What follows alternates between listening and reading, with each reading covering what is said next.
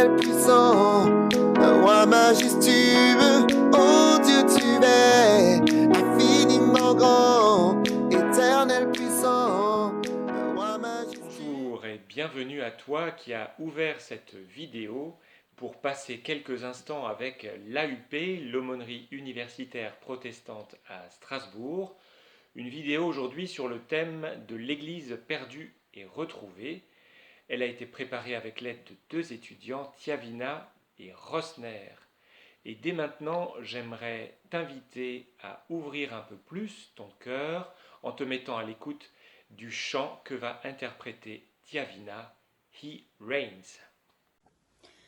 Bonjour, alors je vais vous interpréter une chanson qui s'intitule A Song Called He Reigns, donc qui a été écrite par Jeffrey Golden.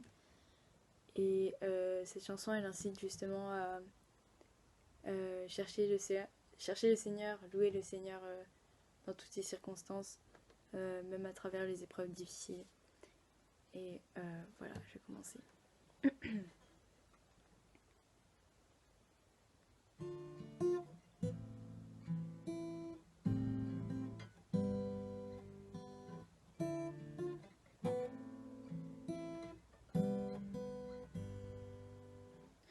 Glad you came and joined us. You're welcome in your glory. It's been a while, we need your rain above. See, we had to fight through darkness just to feel your presence. If only one could hear us call.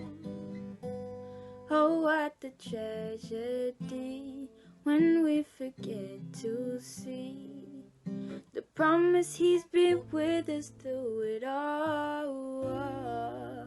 He raised, though many don't believe. He raised,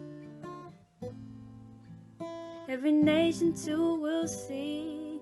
Though we hardly win, we know in the end we'll win. Let the healing now begin, let it begin. He reigns, I know, you know. He reigns, I know, that you know. He reigns, I know, oh, I know.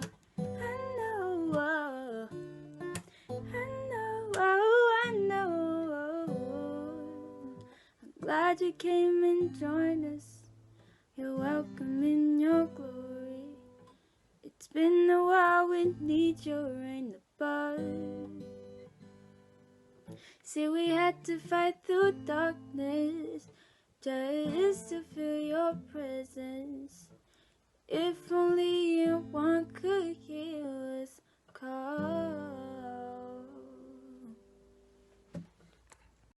Il y a quelques jours, je suis entré pour la première fois depuis un peu plus de 2 mois dans l'église que nous avons l'habitude de fréquenter avec les étudiants.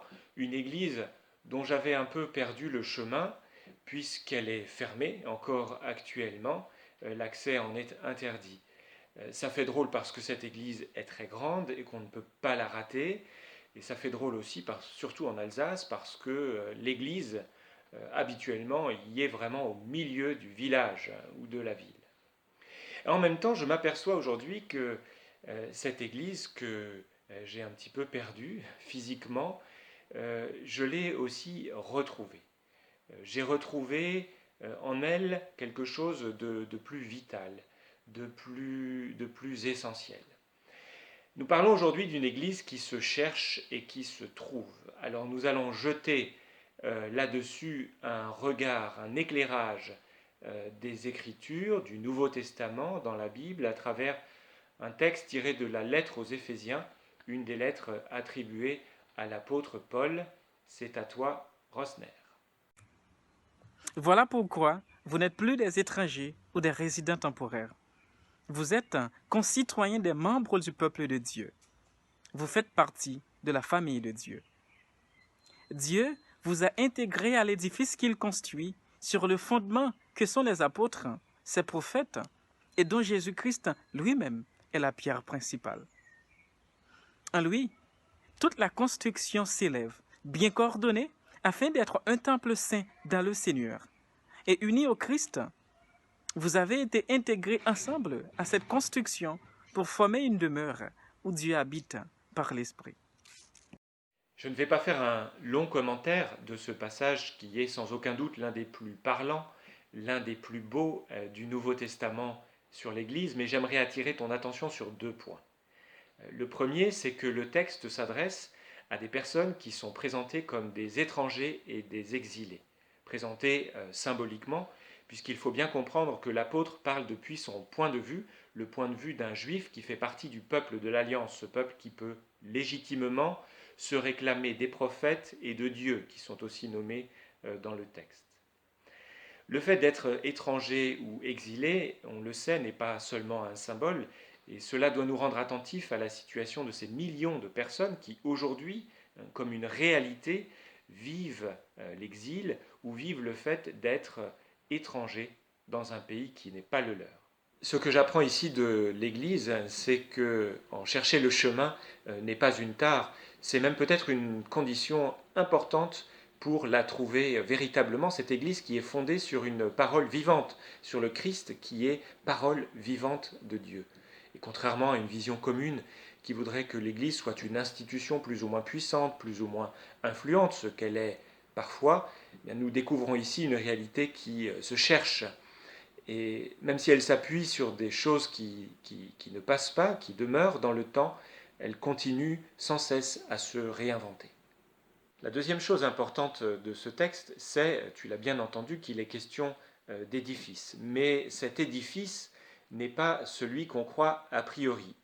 Il est question d'une habitation de Dieu dans l'esprit et pas dans la pierre. D'ailleurs, nous pourrons relire l'ensemble du Nouveau Testament et nous aurons bien du mal à y trouver des églises. Alors oui, nous trouverons des bâtiments de pierre, notamment le temple de Jérusalem, celui où Jésus s'est mis en colère, et un certain nombre de synagogues où les apôtres vont prêcher et où on va leur jeter des pierres.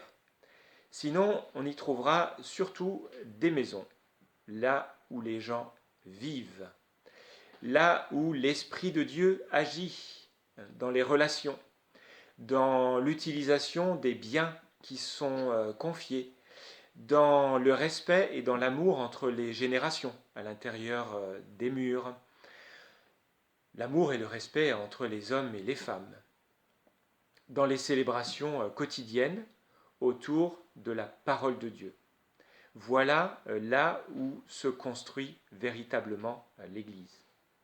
Alors nous avons peut-être ces dernières semaines perdu une certaine Église, mais j'en suis sûr que nous avons fait l'expérience pour beaucoup d'une Église retrouvée dans ce qu'elle a d'essentiel.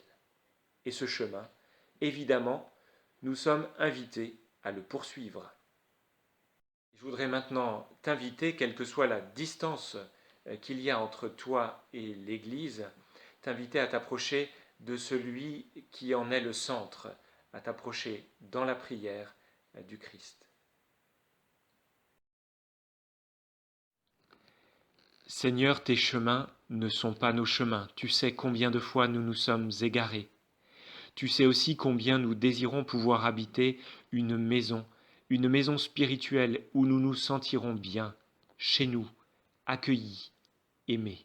Il se trouve que cette maison, tu proposes de la bâtir avec nous, de la bâtir sur le Christ, sur lui, parole vivante pour les siècles des siècles. Aide-nous à l'habiter pleinement, là où nous sommes, même dans la solitude, même dans l'isolement, et ainsi à nous revivifier. Nous t'en rendons grâce et nous t'en prions. Amen. De tout mon cœur, je veux chanter. Oh Dieu, tu es